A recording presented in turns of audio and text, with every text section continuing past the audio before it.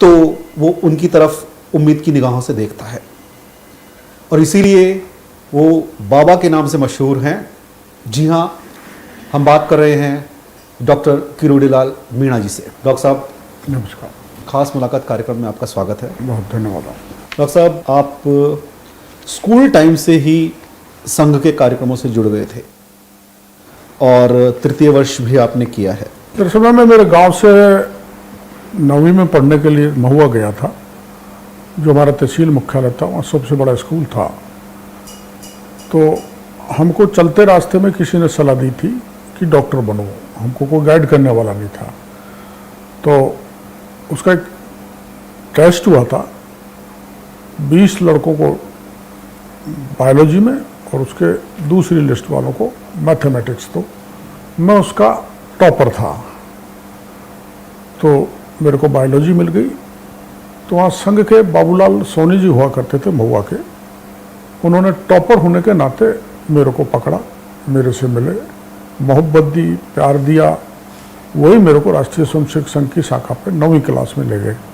तब से मैं अनवरत काम करता रहा संघ का, मुख्य शिक्षक भी रहा, कारवा भी रहा, सहभाग कारवा भी रहा। और मेडिकल कॉलेज में बीकानेर में मैंने देश की सबसे बड़ी शाखा चलाई। वहाँ 4 हॉस्टल थे जिनके मध्य में हमारी संघ की शाखा लगती थी। 125-150 की उपस्थिति रोज़, वो रिकॉर्ड था देश में। मेडिकल कॉलेज में इतनी बड़ी शाखा कहीं भी नहीं लगती थी जो मेडिकल कॉलेज बीकानेर में लगती थी। वहाँ का भी मैं मुख्य शिक्षक और कार्यवाह रहा था। तब से मैं संघ से जुड़ा हुआ हूँ और मैंने सभी प्रशिक्षण प्राप्त कर लिए संघ के। मैं विस्तारक भी हर छुट्टियों में रहता था।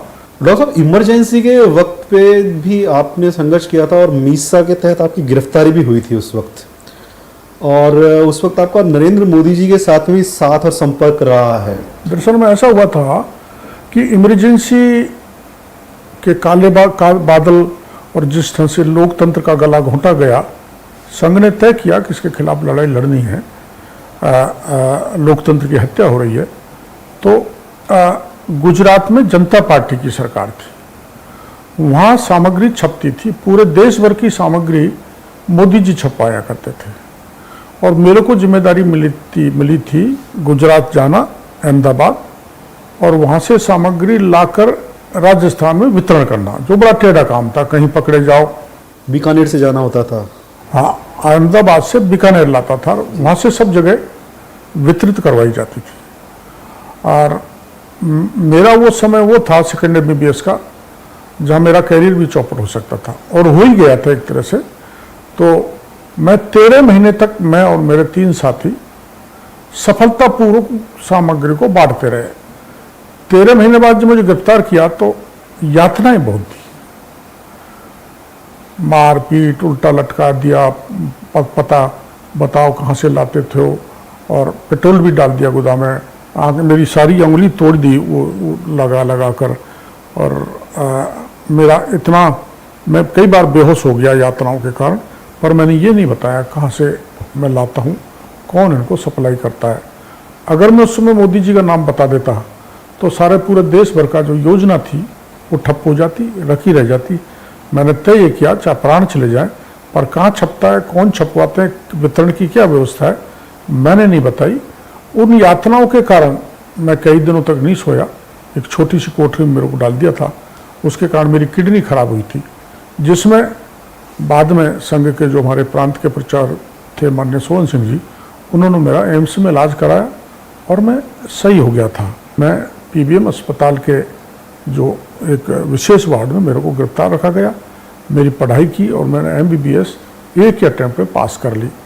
ये कारण था कि उस समय मैं नरेंद्र मोदी जी के विशेष संपर्क में था, और ये नरेंद्र मोदी जी को पता है, और वो मेरे से सदा मित्रवत व्यवहार करते हैं। डॉक्टर साहब, आंदोलनों का तो आपका तो इतिहास उसी टाइम से शुरू हो गया था, और अभी नंबर है आपका एक बड़ा। मेरा पहला आंदोलन ये मानो, मैं 9वीं क्लास में जब प्रथम वर्ष OTC का प्रशिक्षण के लिए हमारे प्रचारक थे वहाँ परमानंद जी, उन्होंने कहा आपको OTC जाना है। तो मैंने मेरे माता पिता को कहा, तो 300 रुपये OTC के खर्चे की आवश्यकता पड़ी, तो पैसा नहीं था, तो उन्होंने मना कर दिया। तो मेरे को उन्होंने एक युक्ति बताई थी, तो मैंने 3 दिन तक खाना नहीं खाया। तो अंत में अंत में माता पिता ने 300 रुपये कहीं से ला के मेरे को OTC उदयपुर भेज दिया। मेरा प्रथम वर्ष हो गया, तो वहां से मैंने आंदोलन की राह पकड़ी।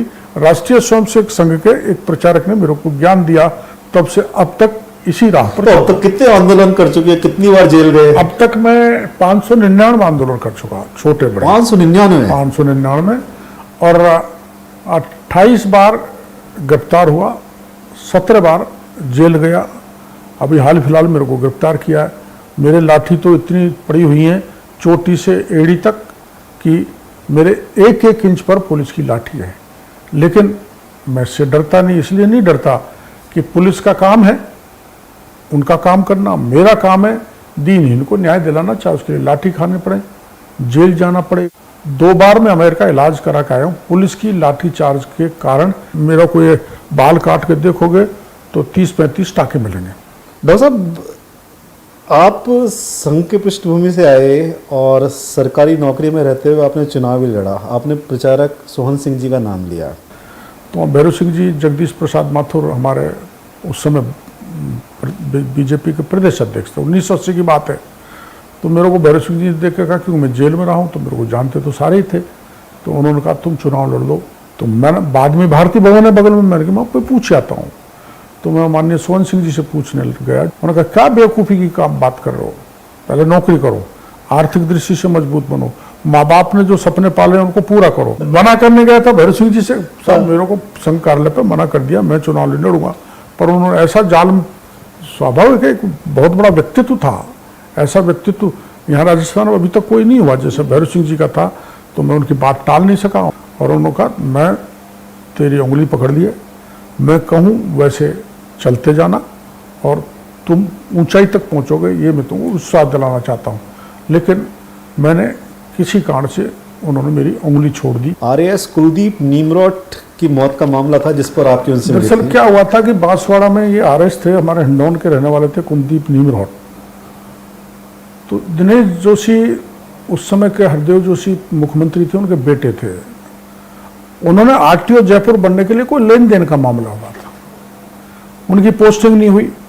मुख्यमंत्री जी के बेटे पोस्टिंग RTO जयपुर नहीं लगा सके तो कोई विवाद हुआ और वो सिकंदरा के पास एक एक्सीडेंट में मारा गया। तो मेरे को उनकी धर्मपत्नी, उसके भतीजे, पूरे परिवार आया है कि इसको मरवाया है, दिनेश जोशी ने मरवाया है, हरदेव जोशी के बेटे ने एक्सीडेंट करवाया है। उस मामले को लेके भैरव सिंह जी प्रतिपक्ष के नेता थे, उन्होंने मेरे को कहा इस मामले को तुम तूल मत दो। मैंने उनकी मानी नहीं, उन्होंने मेरे सामने प्रतिपक्ष के नेता पद से इस्तीफा दे दिया। अच्छा डॉक्टर साहब, भैरव सिंह जी की बात आई, वसुंधरा जी जब आई थी राजस्थान में, आप सबसे पहले आदमी थे जिन्होंने उनका स्वागत किया। बाद में लेकिन उनसे भी आपका थोड़ा सा मनमुटाव रहा। तो क्या किरोड़ीलाल मीणा अपना फायदा नुकसान नहीं देखते क्या? नहीं, देखो राजनीति, जब आप सुचिता और मूल्य आधारित राजनीति करने के लिए निकले हो, और जो संघ से हमने सीखा है कि राष्ट्र सर्वोपरि है, मूल्य आधारित होनी चाहिए राजनीति, राजनीति में सुचिता बनी रहनी चाहिए, तो मैं कोशिश करता हूँ कि उसके अक्षर से पालना हो। इस दृष्टि से भैरव सिंह जी ने मेरी उंगली छोड़ दी, उसका नुकसान भयंकर हुआ। पर हमने संघ की शाखा पे गीत गाया है, पथ का अंतिम लक्ष्य नहीं है सिंहासन चढ़ते जाना, सब समाज को लिए साथ में आगे है बढ़ते जाना। खास मुलाकात में यहाँ वक्त है एक छोटे से ब्रेक का। ब्रेक के बाद फिर हाजिर होते हैं।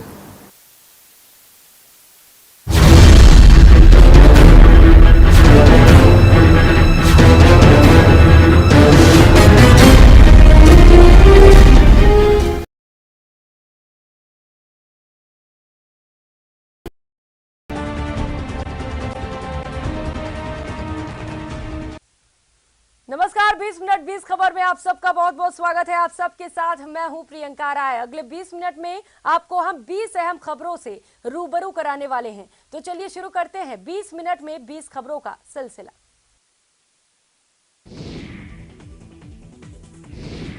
श्री राम जन्मभूमि तीर्थ क्षेत्र ट्रस्ट ने अगले साल 22 जनवरी को रामलला को स्थायी गर्भगृह में प्रतिष्ठित करने की तिथि निर्धारित की है। इस तिथि को ध्यान में रखते हुए अक्टूबर तक रामलला की मूर्ति और इससे पूर्व सितंबर तक गर्भगृह का निर्माण पूरा करने का लक्ष्य रखा गया है। भूतल पर जहां सिर्फ रामलला विराजमान होंगे, वहीं प्रथम तल पर राम दरबार होगा, जबकि द्वितीय तल खाली होगा। बता दें कि रामलला की मूर्ति के लिए भी कई जगहों से पत्थर मंगवाए गए हैं। इनमें नेपाल की गंडक नदी से मंगाए गए शालिग्राम पत्थर भी शामिल हैं। मंदिर में जिस मूर्ति की प्राण प्रतिष्ठा की जाएगी वो भगवान राम के बाल्यकाल की होगी।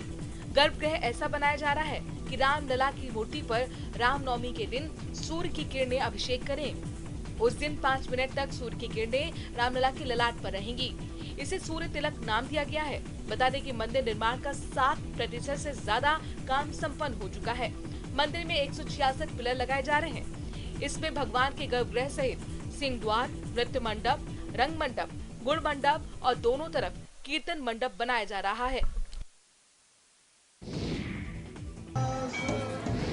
जोशीमठ के सलूर गांव में विश्व प्रसिद्ध ब्रह्मांड मेला बड़े ही हर्षोल्लास के साथ मनाया गया। वैशाख के महीने में हर साल विश्व प्रसिद्ध ब्रह्मांड मेला सलूर गांव में बड़े ही हर्षोल्लास के साथ मनाया जाता है। विश्व प्रसिद्ध ब्रह्मांड मेले की झांकी 26 जनवरी के मौके पर राजपथ पर भी प्रदर्शित की जा चुकी है। ब्रह्मांड चमोली जिले के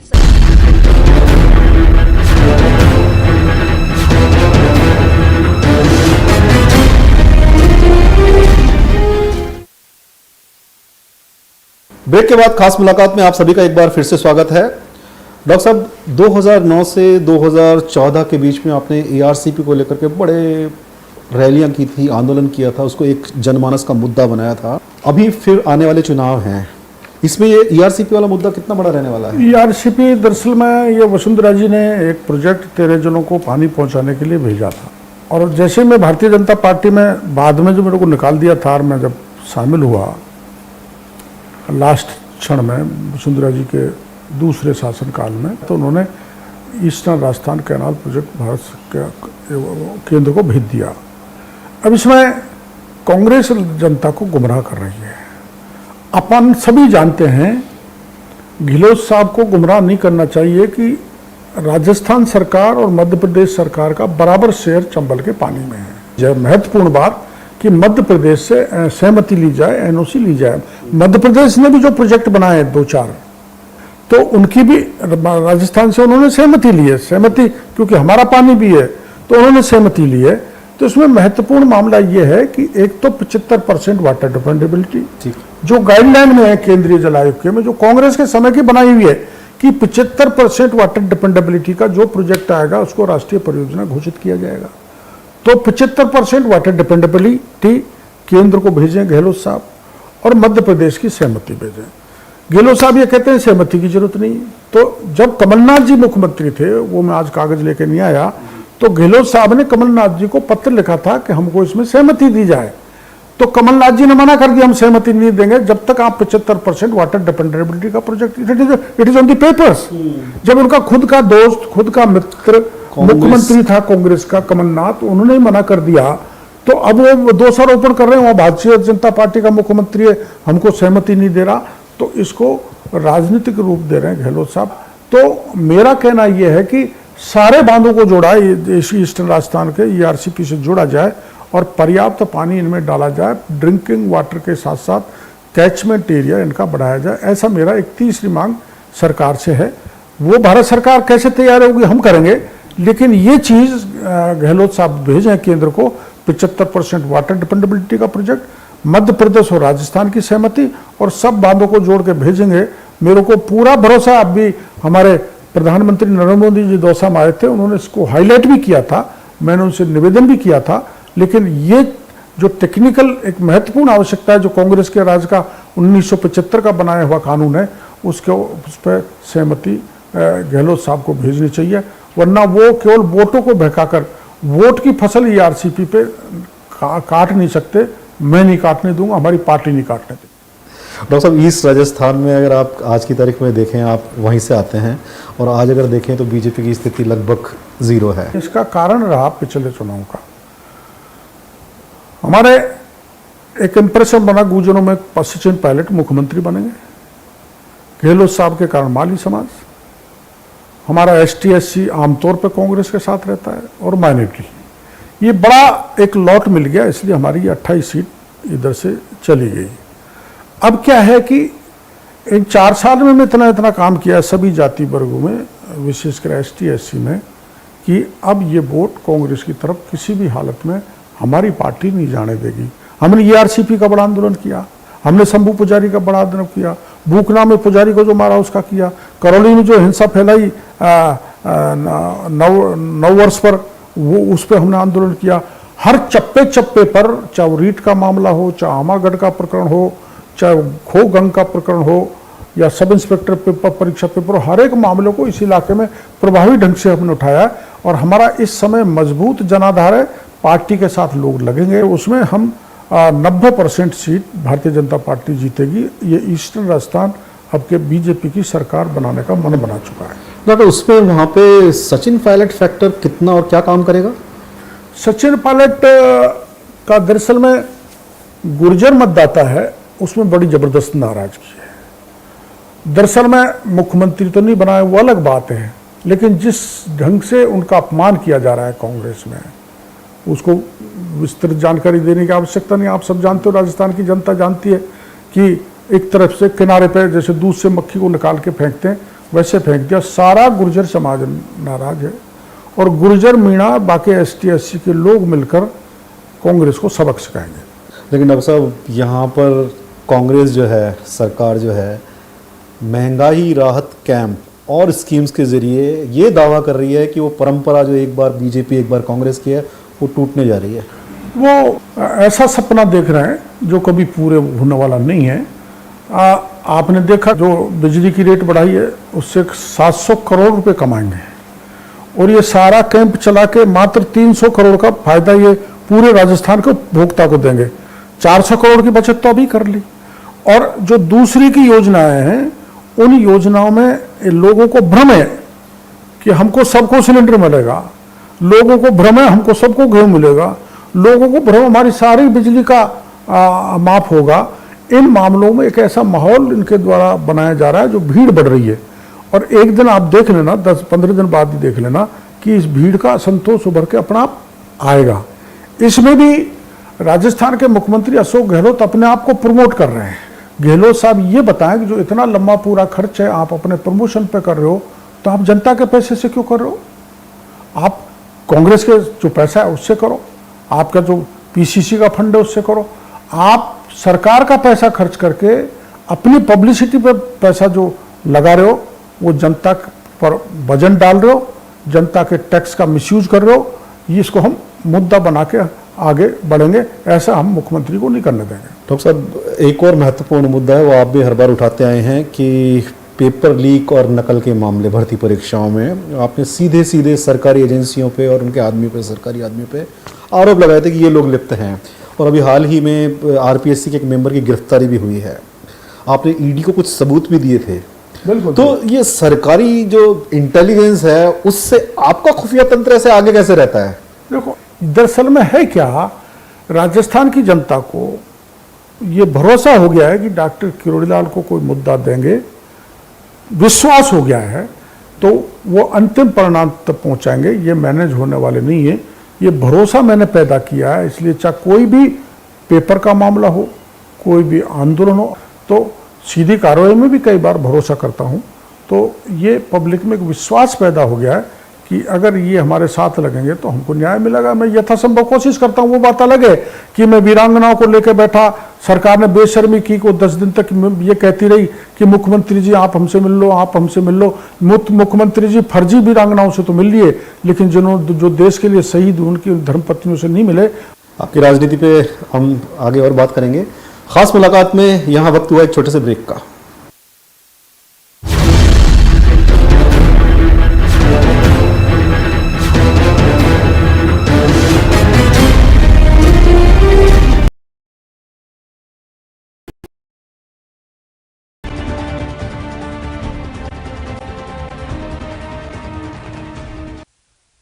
नमस्कार, 20 मिनट 20 खबर में आप सबका बहुत बहुत स्वागत है। आप सबके साथ मैं हूं प्रियंका राय। अगले 20 मिनट में आपको हम 20 अहम खबरों से रूबरू कराने वाले हैं। तो चलिए शुरू करते हैं 20 मिनट में 20 खबरों का सिलसिला।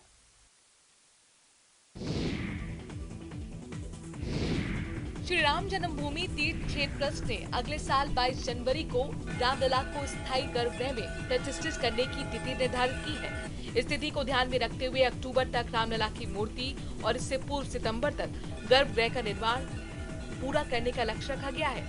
भूतल पर जहां सिर्फ रामलला विराजमान होंगे, वहीं प्रथम तल पर राम दरबार होगा, जबकि द्वितीय तल खाली होगा। बता दें कि रामलला की मूर्ति के लिए भी कई जगहों से पत्थर मंगवाए गए हैं। इनमें नेपाल की गंडक नदी से मंगाए गए शालिग्राम पत्थर भी शामिल हैं। मंदिर में जिस मूर्ति की प्राण प्रतिष्ठा की जाएगी वो भगवान राम के बाल्यकाल की होगी। गर्भगृह ऐसा बनाया जा रहा है कि रामलला की मूर्ति पर रामनवमी के दिन सूर्य की किरणें अभिषेक करें। उस दिन 5 मिनट तक सूर्य की किरणें रामलला के ललाट पर रहेंगी। इसे सूर्य तिलक नाम दिया गया है। बता दें कि मंदिर निर्माण का 60% से ज्यादा काम संपन्न हो चुका है। मंदिर में 166 पिलर लगाए जा रहे हैं। इसमें भगवान के गर्भगृह सहित सिंह द्वार, नृत्य मंडप, रंग मंडप, गुण मंडप और दोनों तरफ कीर्तन मंडप बनाया जा रहा है। जोशीमठ के सलूर गांव में विश्व प्रसिद्ध ब्रह्मांड मेला बड़े ही हर्षोल्लास के साथ मनाया गया। वैशाख के महीने में हर साल विश्व प्रसिद्ध ब्रह्मांड मेला सलूर गांव में बड़े ही हर्षोल्लास के साथ मनाया जाता है। विश्व प्रसिद्ध ब्रह्मांड मेले की झांकी 26 जनवरी के मौके पर राजपथ पर भी प्रदर्शित की जा चुकी है। ब्रह्मांड चमोली जिले के सलूर गांव में प्रतिवर्ष अप्रैल में आयोजित होने वाला उत्सव है। इस गांव के अलावा डूंगरी, बरोशी, सेलंग गांव में भी ब्रह्मांड का आयोजन किया जाता है।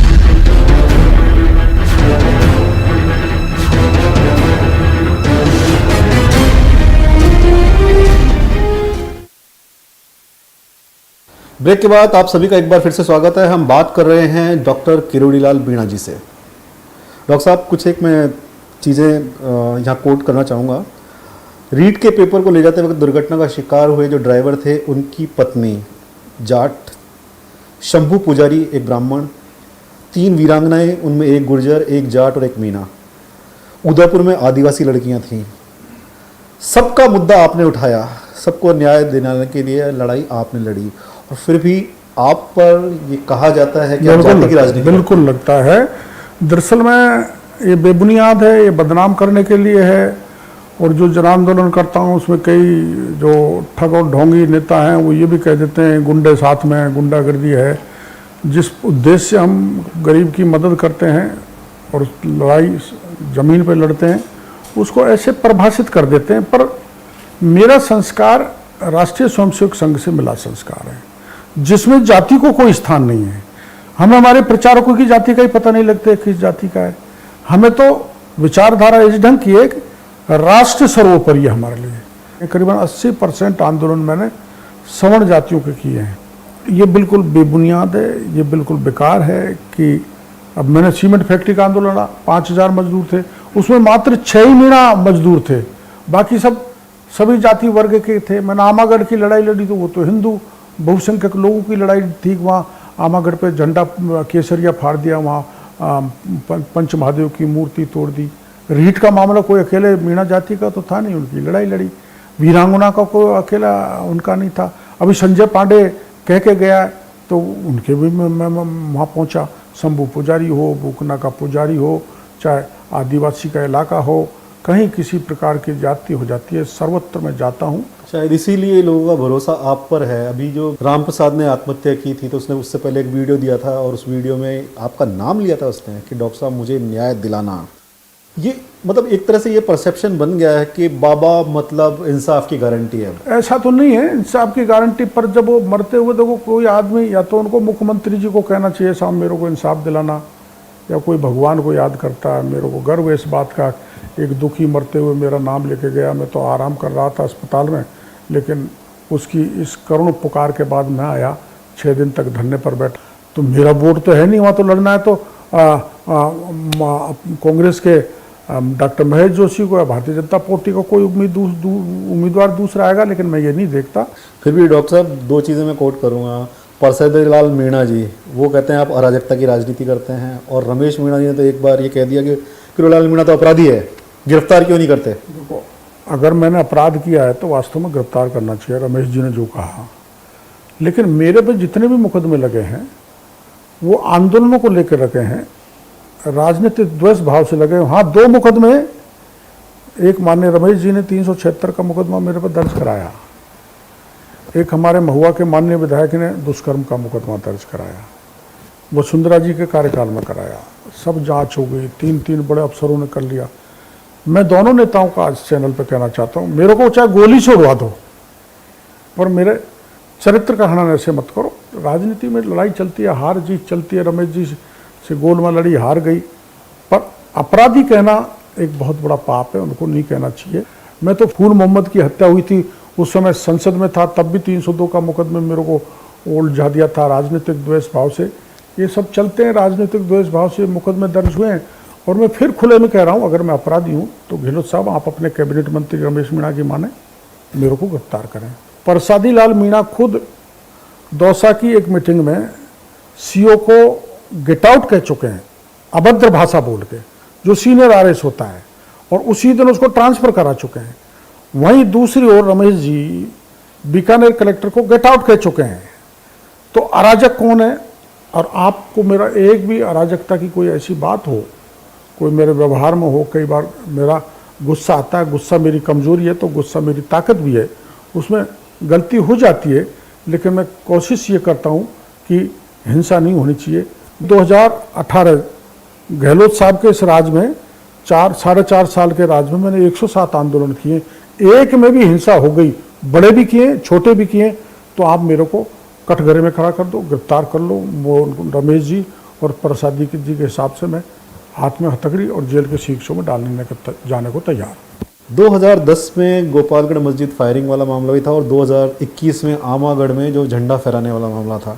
मतलब 70 पार की उम्र में हमने आप में जो दमखम और वो देखा है। दरअसल में आमागढ़ में मैं चढ़ा था तो 7.5 किलोमीटर पहाड़ पे चढ़ाई हुई, 2 पहाड़ क्रॉस करने पड़े। कहाँ से आती है एनर्जी, कहाँ से आती है, दमखम कहाँ से आता है? ये देखो ऐसा है,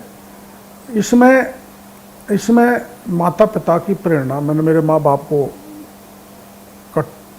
बड़ा परिश्रम करते हुए देखा है। मैं गांव में बाकी के भाइयों को परिश्रम करते देखता हूँ तो मैं उनसे प्रेरणा लेता हूँ, परिश्रमी लोगों से। मैं देश का प्रधानमंत्री कितनी परिश्रम करता है उनसे प्रेरणा लेता हूँ। संकल्प और प्रबल इच्छा के कारण मैं वो कर लेता हूँ जो इस उम्र में कोई आदमी नहीं कर सकता। 2013 में आपने अलग पार्टी बना करके ना, चुनाव मैंने लड़ा था। बनाई नहीं थी, दरअसल मेरे को पार्टी से निकाल दिया था। वसुंधरा जी को कुछ नाराजगियाँ हुई थी। और 1989 में जो लोकसभा का इलेक्शन लड़ा था तो मैं राजस्थान में सर्वाधिक मतों से जीतने वाला पहला आदमी था, बीजेपी में पहला था देश में। लेकिन उसके बाद पार्टी ने 3 बार लगातार टिकट काटे मेरे। मैंने पार्टी छोड़ी नहीं, मेरे को स्टेट लीडरशिप के कारण मेरे को पार्टी से निकाल भी दिया, टिकट भी काट दिया। मैं नहीं चाहता था कोई चुनाव लड़ा जाए, लेकिन समर्थक नहीं माने तो मजबूरी में पार्टी बनानी पड़ी। वो हमारी मजबूरी थी राजनीति में जिंदा रहने के लिए, जैसा लोग उनका, लेकिन वो मेरी भयंकर भूल थी। ये तो होता रहता है पार्टी से निकालना, पर पार्टी से निकलने के बाद भी मैंने विचारधारा को नहीं छोड़ा। भारतीय जनता पार्टी के लिए संघ की विचारधारा के खिलाफ मैं 10 साल तक बाहर रहा, लेकिन मैं नहीं बोला। मैं बराबर गुरुदक्षिणा करता था, बराबर बड़े संघ के कार्यक्रमों में जाता था। क्या आपने उस वक्त हनुमान बेनीवाल के साथ में हुंकार रैली भी की? हनुमान बेनीवाल जी ने, हमने जब पार्टी की घोषणा की थी तो उदयपुर से की थी, उनमें बेनीवाल जी गए थे, लेकिन वो हमारे साथ नहीं रहे थे। पर कई आंदोलनों में साथ रहे और उस समय हम अकेले ही लड़े थे, उतनी सफलता नहीं मिल पाई। और दरअसल में अब भी मेरे को नहीं लगता राजस्थान में कोई थर्ड फोर्स आ सकती है, क्योंकि यहाँ बाईपोलर पॉलिटिक्स है, इसलिए उस समय हमको सफलता नहीं मिली। डॉक्टर साहब, अब तो आपकी घर वापसी भी हो गई, आज आप राज्यसभा के सांसद भी हैं अपनी पार्टी से। पार्टी को विश्वास भी है कि इस बार जो है सरकार में वापस आ रहे हैं। अच्छा, हमने देखा है डॉक्टर साहब कि ब्राह्मण, दलित, वैश्य, माली, राजपूत, हमने सब सीएम देखे हैं। तो क्या अब हम ये मान सकते हैं कि हम आज एक होने वाले आदिवासी सीएम से बात कर रहे हैं? अमित जी वैसे तो कौन नहीं चाहता एमएलए, एमपी, मंत्री, मुख्यमंत्री, प्रधानमंत्री बनना। जो राजनीति में हो उसके हर एक के दिमाग में ख्वाहिश रहती है, पर मैं ऐसे बेफालतू के सपने नहीं पालता। संघ का मैं बड़ा समर्पित, डेडिकेटेड वर्कर रहा हूँ। मेरे से भूल हुई है कि मैं पटरी से नीचे उतर गया, तो मेरे उस पर जीवन पे प्रश्नवाचक चिन्ह लग गया। नहीं चाहिए पद यश गरिमा, सभी चढ़े माँ के चरणों में। हम तो वो संस्कार वाले आदमी हैं, यही विचार है। बाकी तो क्या पहला आदिवासी सीएम मिल सकता है राजस्थान को? नहीं, हमारे यहाँ जाति का सोच नहीं होता। भारतीय जनता पार्टी में दूसरे पैरामीटर्स होते हैं, उसमें मैं कहीं अब वैसे भी मैं 72 साल का हो गया, 75 की सीमा तो लक्ष्मण रेखा पार करना कैसे भी संभव नहीं होगा। खास मुलाकात में आने के लिए और हमारे यहाँ पर वक्त देने के लिए आपका बहुत बहुत धन्यवाद डॉक्टर साहब। खास मुलाकात में आज इतना ही। खबरों के लिए आप देखते रहिए न्यूज़ 18। नमस्कार।